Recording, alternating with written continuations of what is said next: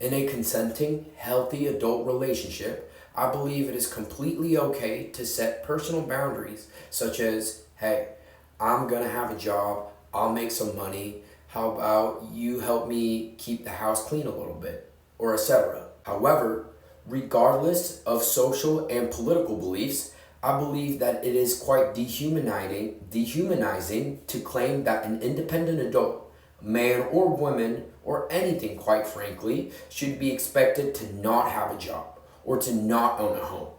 Those two things are fundamental civil rights that all of us should have the chance to be able to do and strive towards.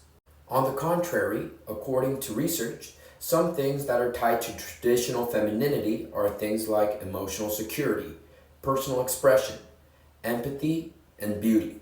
As I said before, I think many of us can see that these are arguably positive ideas. However, when we think of being masculine as being the opposite of being feminine, we create the idea that it is wrong for men to be these positive things. I've been told and seen countless others say that a man is either girly/feminine or even gay/queer because they possess traits that are seen as feminine, such as expressing their emotions through crying, or talking about your feelings, or caring about beauty/their outward appearance. I believe that this is why the APA, or the American Psychology Association, defines traditional masculinity as marked by stoicism, competitiveness, dominance, and aggression. Some of these things might have correlation to do with the positive masculinity that we talked about earlier, but some of these things are caused simply by not wanting to be seen as feminine or like a woman, as that is a foundation of masculinity in the modern United States. I personally believe that this is a result of the two things that have caused the toxic masculinity syndrome in the modern world.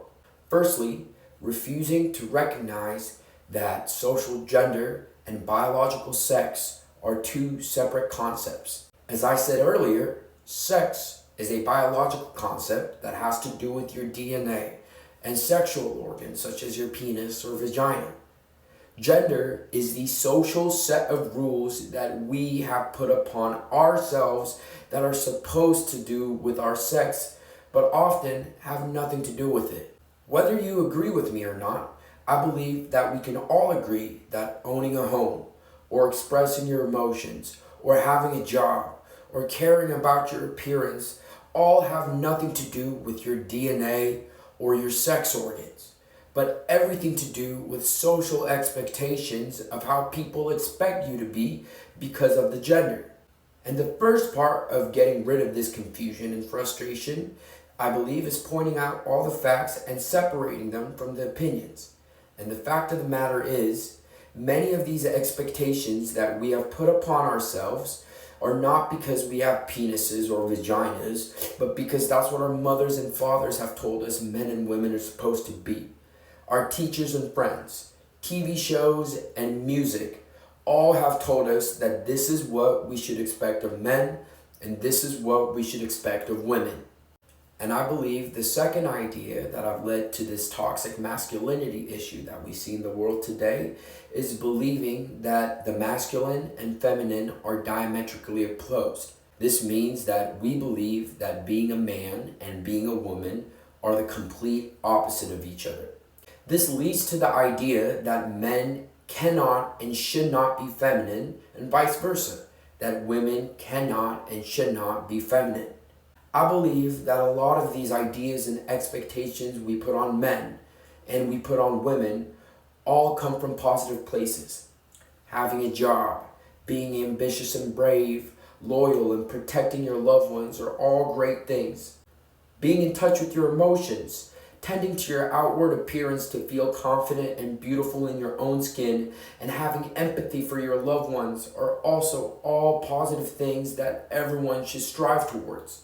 Much of the negative or toxic masculinity partly comes from believing that men cannot be feminine and half of the positive things that I mentioned earlier.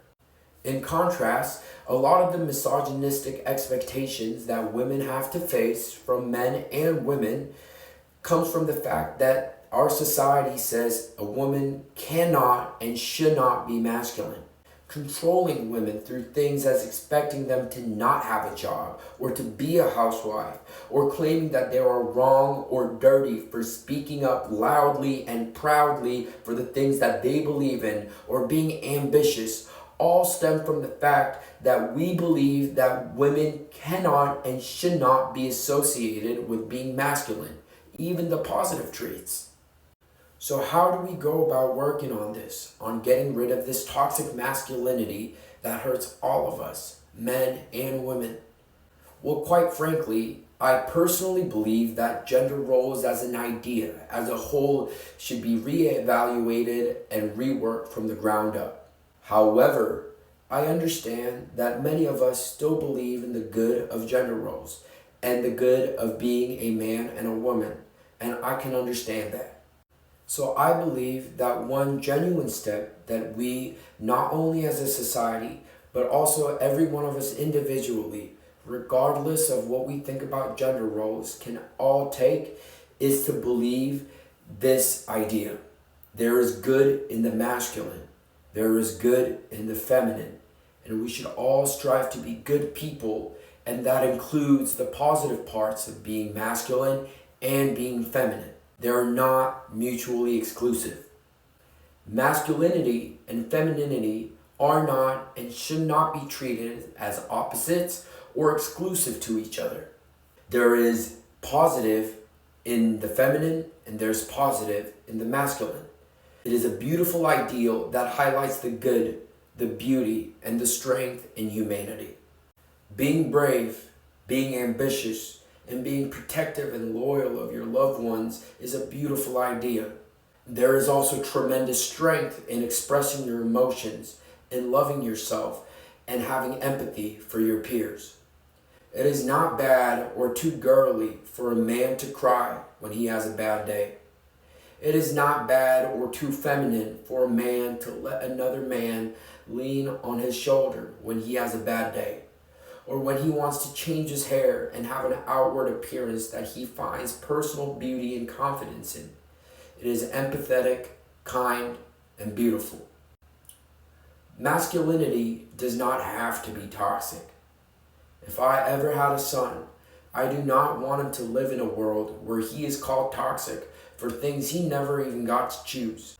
But as of right now, in our patriarchal and misogynistic society, there are many, many, many things that do make masculinity and men inherently toxic and sometimes even dangerous.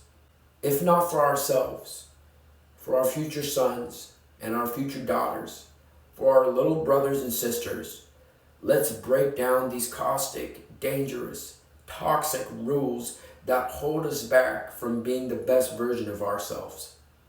Let's be the best that we all can be. Let's be kind. Let's be brave. Let's be empathetic. Let's be loyal, and let's be beautiful. My name is Manu Kim. Thank you for taking the time out of your day to listen to me. Thank you for your time.